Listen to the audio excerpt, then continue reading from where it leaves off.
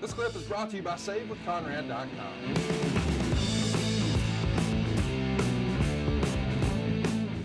Meltzer would be pretty critical of the creative, saying that they're just grasping at straws creatively to try to make fans care. And in the process, as they're flip flopping the titles so often, it's rendered them meaningless. And now, in an effort to make something special, it feels like nothing is. Meltzer would say the upcoming Survivor Series is the epitome of all these problems. Either the WWF or the Alliance goes, and numerous people are to be out of a job come November 18th, according to the storyline. Of course, nobody believes the storyline, nor should they. Well, they had long-term contracts. Right. We're sometimes we allow ourselves, and I'm the same way, Connie, to mix reality with the fiction of pro wrestling. I think they mean from a fan standpoint, like the fans know, hey, these guys are signed, they're not leaving. Right. And because it feels like, there's no real stakes here, ticket sales are abysmal. Quote, proof of that is ticket sales for Greensboro. At press time, there were only 6,528, meaning half the Coliseum is unsold. This comes on the heels of the live Raw at the Nassau Coliseum, which only drew 7,629 fans. Up until this summer, the WWF had sold out every event in the New York metro area dating back to 1998. Now, after Rock versus Austin couldn't come close to selling out MSG, they didn't come close to selling out a live Raw either. At any point during this, do you remember Vince or anybody else in the inner circle sort of hitting the panic button? Panic button might be a little extreme, but then again, it's once for perception of that event, that situation. We knew we had to get some people over in the roles that they were, Austin needed to be a baby face. That was easy to figure out. I think he was the biggest star we had. He and Rock didn't change. Rock didn't go heel. So there are two matinee idol stars, fan favorites needed to be in that role. And we also, to Conrad, I'm biased on this topic. I thought we had a hell of a roster. Oh, for sure. And if you look at, and we talked about this last match on this show today, it's a Hall of Fame match. Look at how many guys in that match are Hall of Fame, in the Hall of Fame, or a Hall of Fame, and how many have earned financial security in this wacky ass world of pro wrestling. I'm going to defend that roster to my last breath. And so I can't blame it on the roster. I blame it on the creative and having no direction. There needed to be stronger presence in the creative room that could reach Vince, and maybe guys like Bruce or Pat or me, whatever, should have been more. And maybe they were in their own way. Maybe I was in my own way. But I think there was a point in time there where he just wasn't quite sure what to fucking do. I want to mention there's a lot written in the Observer about some frustrations in the locker room, that you had this harmonious, perfect business model just 1 year prior.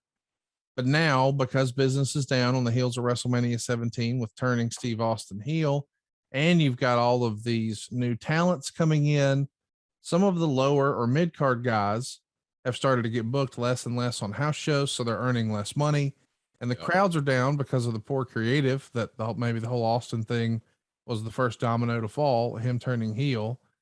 So if you get booked, you're probably going to make a lot less money than you did last year, but that's still an if, because now it's getting awfully crowded. Now, for a lot of folks, that's just whatever. But for Jim Ross, when he's running talent relations, boy, you're trying to keep a lot of unhappy people just satisfied. How frustrating was this as an administrator for you? Well, it was challenging. That job was always frustrating because he wore many hats. Again, no pun intended. You had to be a clergyman. You got to be a financial advisor. You got to be a father confessor. You got to be a good listener. So it was challenging. And here's the most frustrating thing is I was not able to answer their questions adequately. I didn't know the future. I didn't know where we were going with this thing. I don't know what the Vince's plans for you are. Now, would I try to ascertain the answers to those things? Absolutely. But they left my office not getting everything addressed that they came to talk about. So it was very frustrating. And I felt bad for some of the guys, because here's what you find out. And this is one of the reasons I preached on this so many times. Save your money. Have a plan. Have a plan where you can have the old plan B, of course, but if something disastrous occurs, you're still, you're able to survive and to pay your bills and to maintain your family unit. I get it. It's a wrestling podcast, but he's saving us money on our mortgage. Do you really trust this process? The reviews don't lie. 5-star review after 5-star review. We make it fast, we make it easy, and it's no cost or obligation. Give us a shot to earn your business. I'm telling you, you'll be glad you did, especially if you like keeping more of your own money. You don't need perfect credit or money out of your pocket, so what are you waiting for? Hurry to savewithconrad.com. Nonetheless, all the guys that got hurt and wrestled for us got paid. And then it goes back to their downside guarantee. They got paid if your downside guarantee, and this is just a number because it's easy math for me. If your downside guarantee was 52 grand a year, that means you're making $1,000 a week. You follow me there, Connie? Yes, sir. Got that. You're the fucking mortgage guy. You know how to do math. So that's where we were.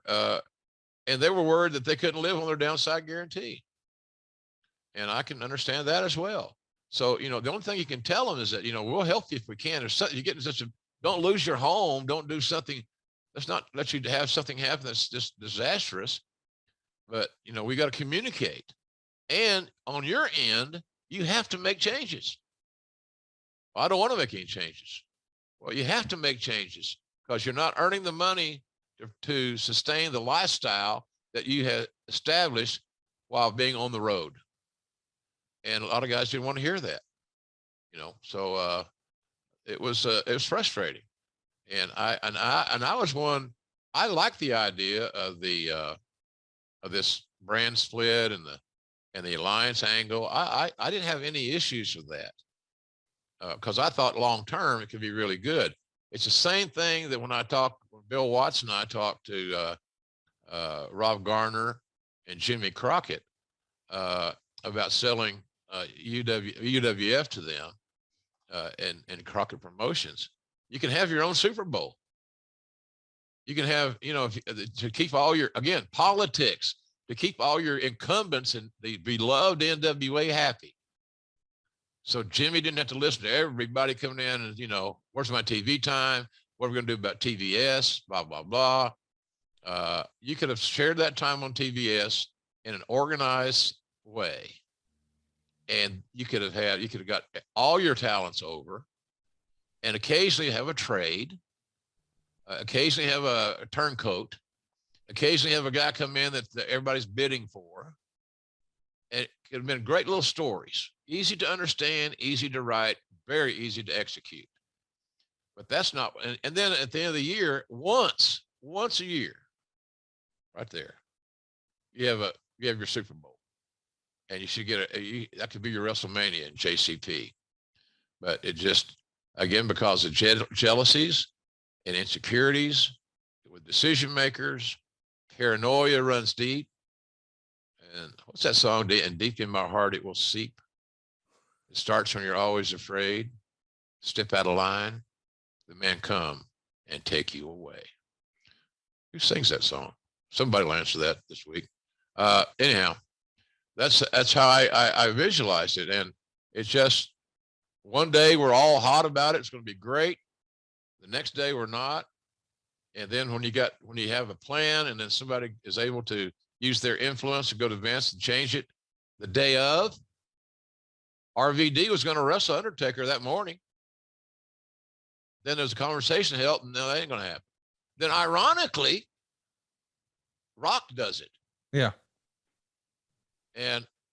But that's not pit the Rock against Taker and who didn't want to do what.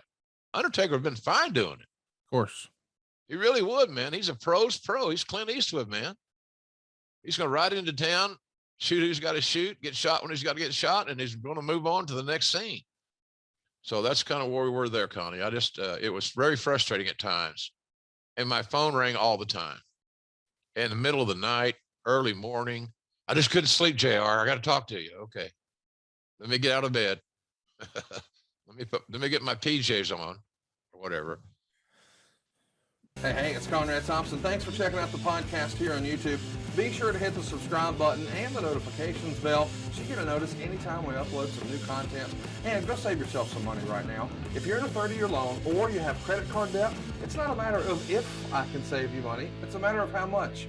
Find out right now for free at savewithconrad.com.